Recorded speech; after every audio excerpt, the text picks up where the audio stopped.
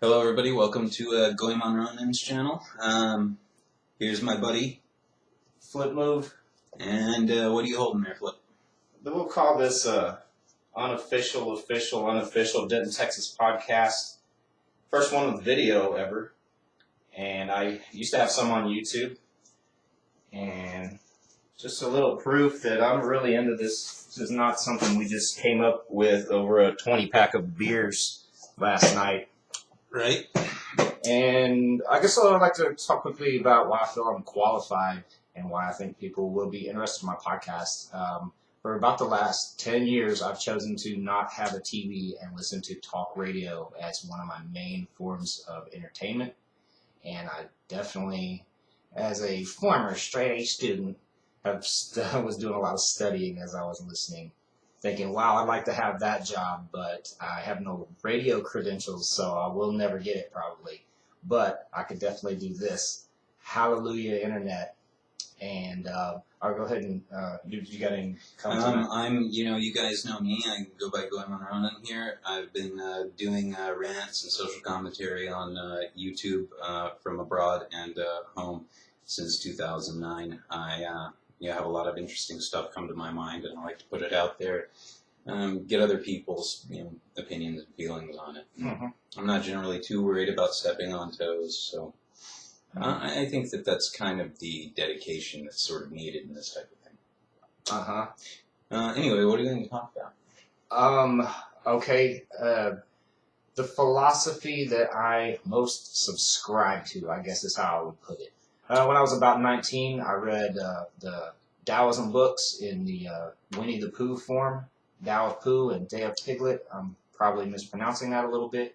And it's Taoism, if I have my history correct, is, of course, much older than Christianity, and it's even older than Confucianism and Buddhism. And are you familiar with it much?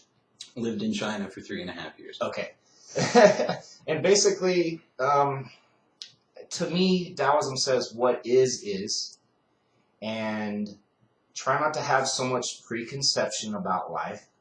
And this is my personal take on it. The pieces are going to fall in life, so you let them fall into place. You make the little moves to let them fall into place rather than going, I can't, I got to control this. You can only control so much. Let those pieces fall into place. It's about an uncarved block. It's one of the symbols used in it a lot of the time, as far as having no preconception. And I don't know. That's what I wanted to ask you about. Do you subscribe to any particular philosophy, or do you just kind of take from several? Well, I was raised Protestant. Okay.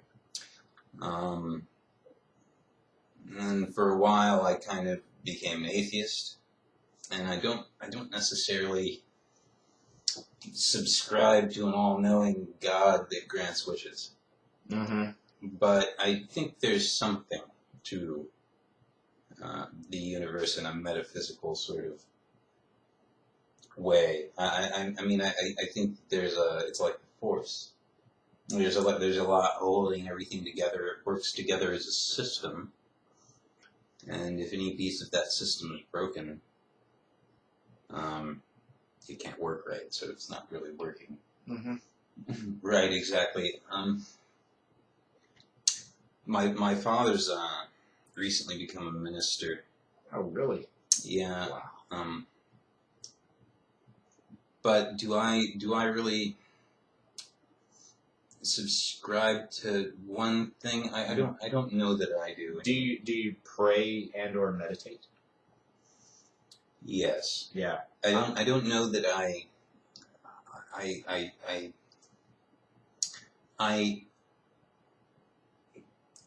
talk things out with myself a lot. Mm-hmm. Whether I'm really talking those things out with myself or creation. Mm-hmm. Yeah. I kind of go on the creation thing. I sort of like, just kind of refer to that energy as creation. Mm-hmm. Yeah. That's what it's. That's kind of how I look at it.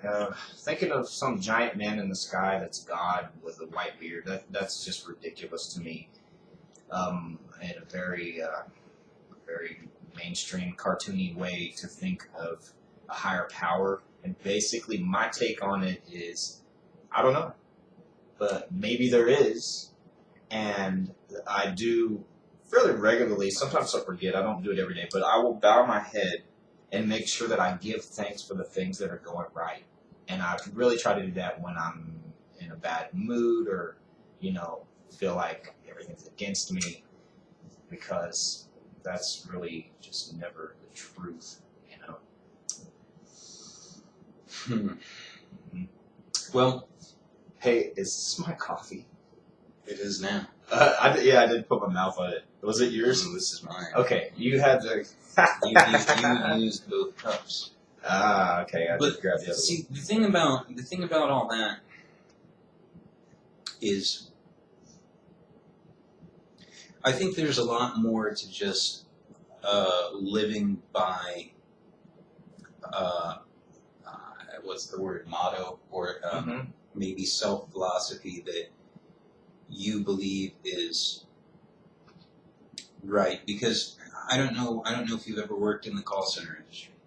I know this is weird to bring up, but Very briefly. have you found that the religious people that used to be, I say religious people because I have lack of a better term. Church people? Church people, people of typical Christian faith. These people often are the worst people to have problems with on the phone. Oh, yeah? They're very mean, they're very rude, they say awful things. A lot of the time, like things I can't believe people are saying, like, they're the kind of people that'll, like, damn you to hell. Like, right there on the phone. So, do I really think those people are living by even the appointed philosophy of Christianity? Or just, being of a good faith in general? I don't How about the contrast of what Jesus is told to be all about, so to speak, and the contrast of, let's say, a businessman in a suit who goes to church and he's kind of business-fied.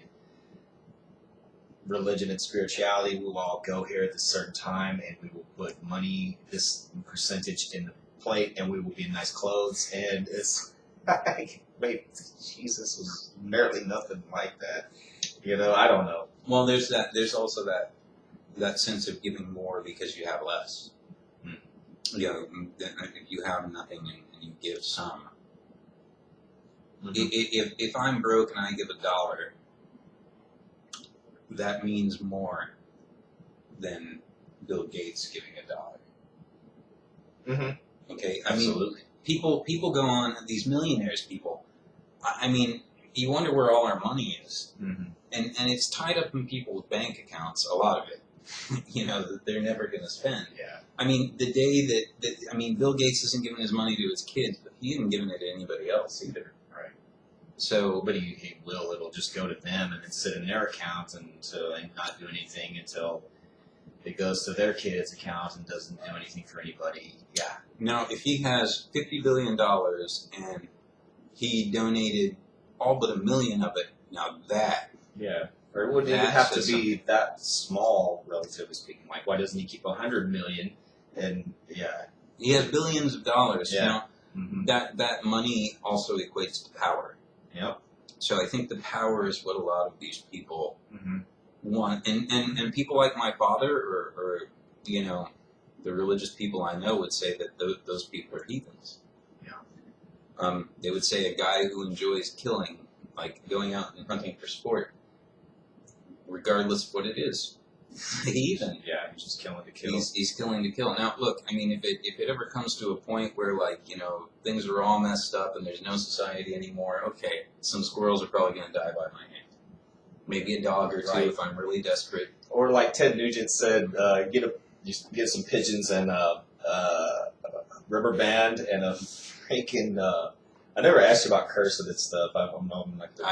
Okay. But we are talking about religion. I know. Okay, but and what do you say? A paper clip and a rubber band, and hit a pigeon in the head with it for the love of God. That's a game bird. Why are you out there starving? You got food walking around right at your feet. Well, yeah. I mean, I just think that faith, religion, what's right, what's wrong, it's still very speculative to everybody. Like that guy that likes hunting doesn't think he does anything wrong, because he goes to church every Sunday, probably, and he hasn't been smitten yet. But I just don't think or feel like it works that way. The churchy people I've known intimately, there does seem to be a sense that as long as I go to church and I'm within the law, then there's a system. Yeah, then it's okay what I do because I go to church and I work do within the whatever I law. want, and as long as I say Jesus is cool before I die, I'm good. Right. And that's just a really horrible system. Okay, well, I also notice this, that it starts out with you say the prayer, you take the Lord into your heart, and then you're going to heaven. And then you start singing, and you need to go to church every Sunday, and you need to give this much, and it's like stuff gets added. And I've actually gone to a few churches here in the past year, and you kind of get the same thing. That the economy's down right now. One of the sermon topics was you need to honor your pledges to help this building fund and stuff. Well, they also got to eat, buddy. Like they weren't trying to do that. Now you're coming down on them for something out of their control. Right. Or another one was the preacher said, "I do funerals for people, and I say I think they're going to heaven, but sometimes I kind of wonder." And that's a real honest thing. Yeah. But again, dude, not your judgment. And what I guess it's a comforting thing to hear your pastor say that you think your family members are going to heaven. Yes, but I think it's also hard now. I mean, I try not to judge, and I've been in some weird relationships and stuff and everything, and I know some people and things like that, and alternate religions and everything. I really try not to judge, but man, sometimes it's hard not to. I think you judge anyway. Yeah, it's part of being a human. You have to. Yeah, because I mean, if you say you have no problem with a person, but you're not doing anything with them, I think they pretty much pick up on that. Yeah, I don't know. Man, you picked a hell of a topic, dude. Yeah. I told you there were no no hidden topics though. So yeah. It's interesting because I don't normally talk about religion, and it's weird to think about it. But it's definitely in our face quite a bit. Well, and I think a lot of that has to do with being from the South. I think people there seems to be this thing with religion here where it's almost indoctrinated. Like you just get inundated with it when you're a kid, and then you don't know, and then you hit high school and discover narcotics and become an atheist for like 10 or 15 years, and then probably end up in the hospital nearly dead, and then you become a Christian again. Well, or I don't know, going back to first it's okay to say a prayer and then you're going to heaven eventually and things get added on. Let's see, I forgot where I was trying to go with this.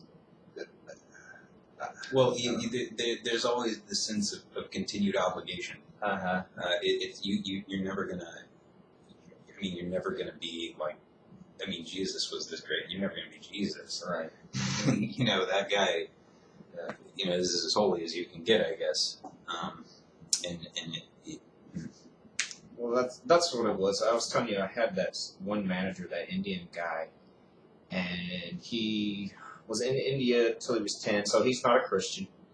And that's what I told him. I said, well, I don't go to church and stuff, and I definitely don't believe all the things that a big fundamentalist believes. But I've had that planted in my mind from the time I was a kid. Right. You don't want to go to. You don't want to go to part B. Okay. We'll get back. I'm going to get the statement. You don't want to go to hell and burn forever, do you? Damn. Right. We'll be right back.